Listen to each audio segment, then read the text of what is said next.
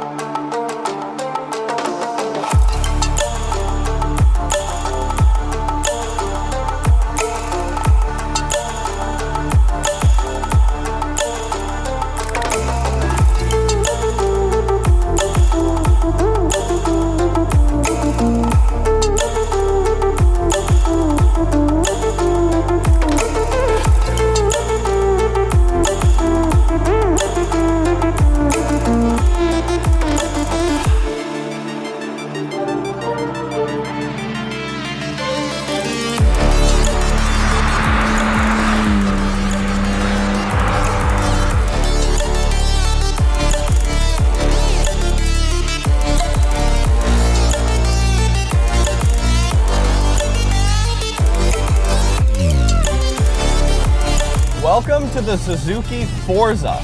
And no, I'm not talking about the video game. This is a real car. I did not know about this car, built by Suzuki and kind of GM for the North American market back in the 80s. Man, oh man, this is gonna be a little bit of a trip.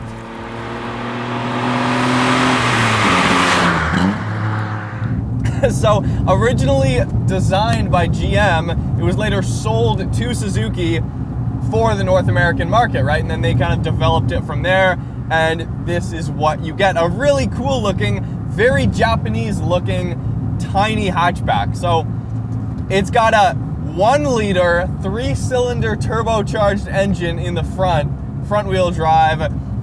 Keith says he gets about 34 miles to the gallon. Oh my God, this thing is amazing. So immediately, There's a light on the dash that says turbo, and you can't see it until the turbo spools up, which is all the time. And it's just a bright green light that says turbo whenever you're spooled up, which is literally anytime you're accelerating. So it's hilarious. This is so 80s, it's not even funny. Keith has this aftermarket 80s racing style steering wheel with 2 big bright orange horn buttons on it. Again, this is all about character. It's all about, you know, the classic driving style of the 80s. Nothing but just bare basics in here. The red carpet actually matches the paint of this car, which is pretty fantastic too. I'm not complaining. About 70 horsepower from the 1-liter engine. I mean, it's pretty much a turbo Hayabusa, right? Almost. Oh no, I guess Hayabusas are larger than a liter. Oh my God. It's not slow. For 70 horsepower, it is not slow. Oh, this is great. You actually do feel the turbo spool up a little bit. I cannot imagine what this 1-liter 3-cylinder would feel like without a turbo.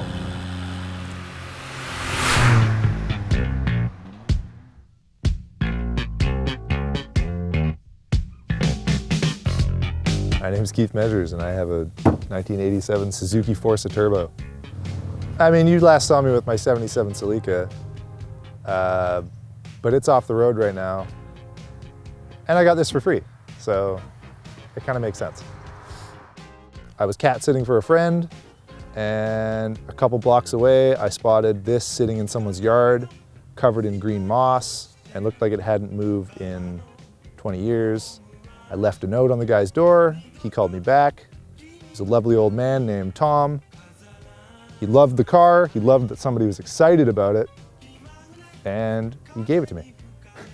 This car is good for getting me to work.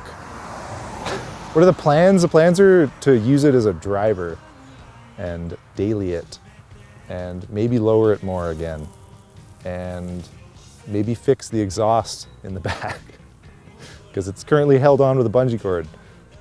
But when I got it, it needed pretty much a fuel pump at first. At first I just hit the fuel pump with a hammer and it worked. And then that only lasted for like 2 months. And so I bought myself a new fuel pump, and then the alternator went, and that was it. And other than that, I added the Yankee aeronautics and coilovers in the front out of a Suzuki Wagon R, and the Dome SW2 steering wheel. This car is not fast in today's standards, but it's made out of thin tin and it makes you feel like you're gonna die when you're reaching normal speeds. So that's what I kind of like about it. Same goes for my Celica. Like, it looks like a Suzuki. If anybody looked at this, they'd say, that's a Japanese car. But no, this is half designed by Chevy. Chevy first came up with this design and then sold the designs to Suzuki. It's a weird story. I'm sure there's like some story in there, but like, I don't know, weird connection to Chevy. Because most of them you see are Chevy Sprint turbos and all that. I like that it's a Suzuki.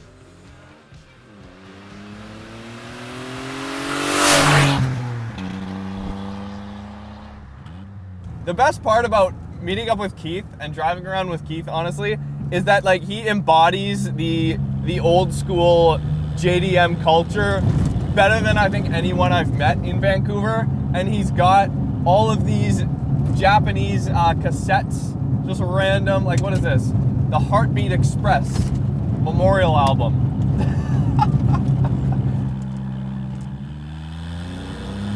The torque steer is real. Oh no, that's just the steering wheel pulling. Hey, it's plenty quick. We're already going 100K. Holy crap. It's not that slow, okay? To put it in perspective, a Nissan 300ZX weighs about 3,600 pounds. My MR2 weighs about 2,800 pounds, and this weighs about 1,000 pounds less than my MR2. About 1,750. It's great, you know, good fuel economy, lightweight. That's what today's cars are missing. No manufacturer in 2019 gives a shit about how much their car weighs, which is really sad, but you know, safety standards, sound deadening, all this technology that you don't really need, but you think you need, it all adds weight. So to come back to a car, first off, that's named the Suzuki Forsa, which is just hilarious, and that has like such a lightweight, playful characteristic about it, it's really cool. The wheels look sick too. Awesome job with the wheels. He cleaned those up. Very, very white wheels. It is actually sitting on coilovers at the moment, which is kind of interesting. It's pretty quick, dude. You can heel toe. I mean, the shifter's a little bit vague. I honestly didn't know initially if I was in first gear or not. But once you're shifting, it's totally fine. Keith has added this this cool shift knob here.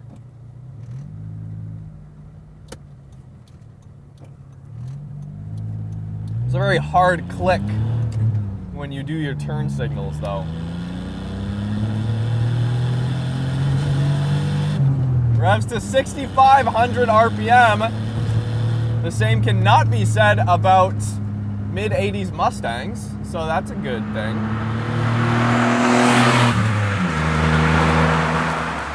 That's the thing with a car like this. You really have to pick and choose what is worth saving, what is worth not saving, what is worth the trouble of restoring, and what is best served as a nostalgic piece of the vehicle.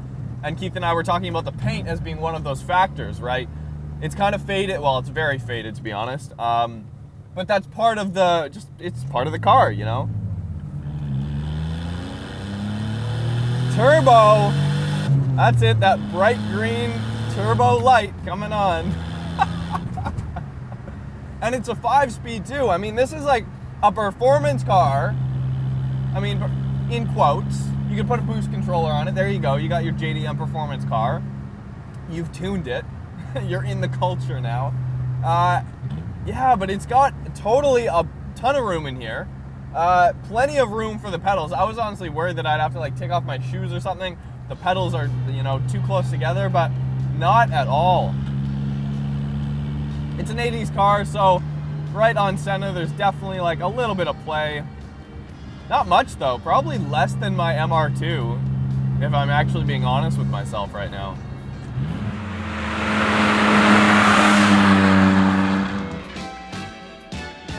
I don't know. Do you really see 80s American cars on the road anymore? You still do, kind of, but they're the ones with the low miles. This almost has 250,000 K on it.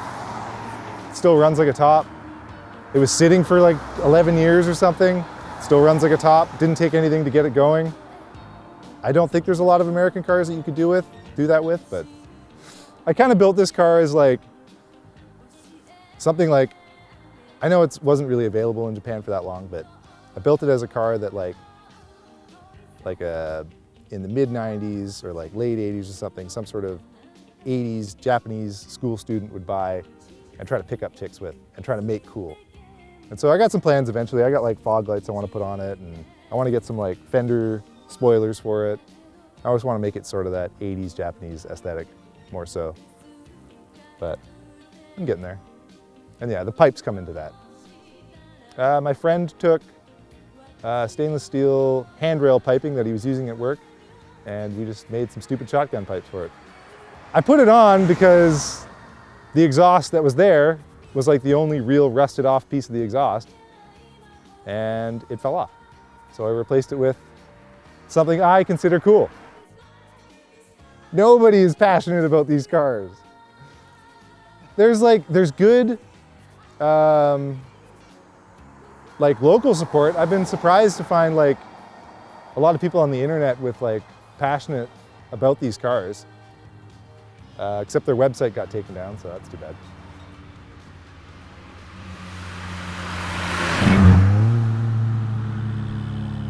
If you really listen, you can hear the turbo spool up.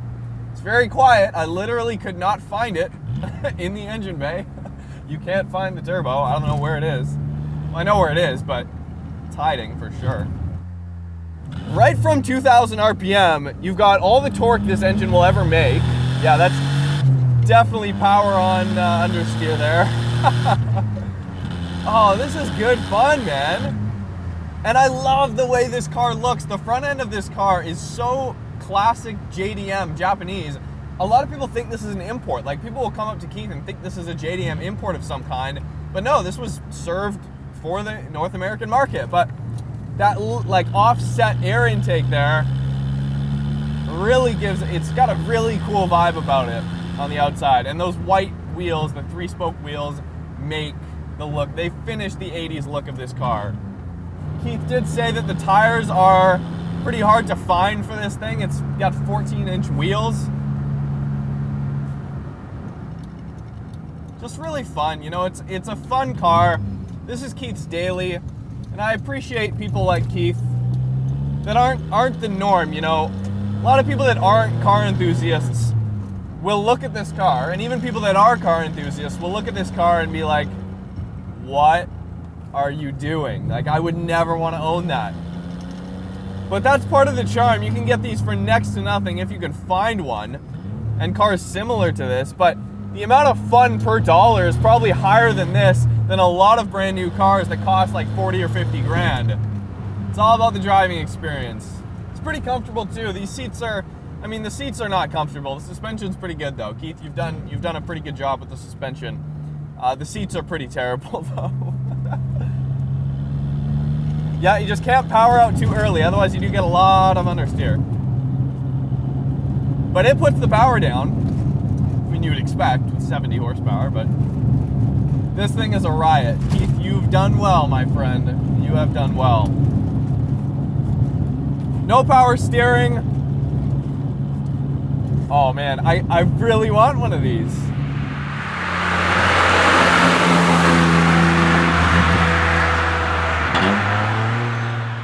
Speedometer actually goes up to 150 kilometers an hour, so not even 100 miles an hour. And I'm sure even on this stretch right here,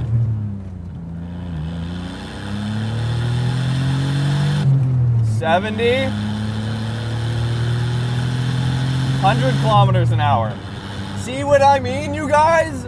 It's not slow. It's a quick car. It's fun, you know? I love this steering wheel, though. Love this steering wheel. All era correct, period correct. There's no like Bluetooth deck in here. Oh, it's very quick. I love it, man. I love it.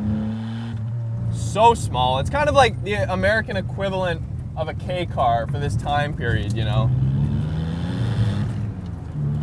Great steering once you're in the corner. It's a little vague when you're just, like I said, on center, when you're just kind of on the road, but when you're actually deep into a corner, the steering comes alive. Oh, this car is sick. All right, you guys, hopefully you enjoyed Keith's Suzuki Forsa. I know I sure did. Just a quick runabout. Definitely check Keith out on Instagram. He's got a Celica. He's got this other weird Suzuki, I think it's a Suzuki Carry from the 70s. It's like a weird K pickup truck. Definitely check that out. Hit us up, subscribe if you haven't already. Hit me up on Instagram at Roads Untraveled, and we'll see you guys next time.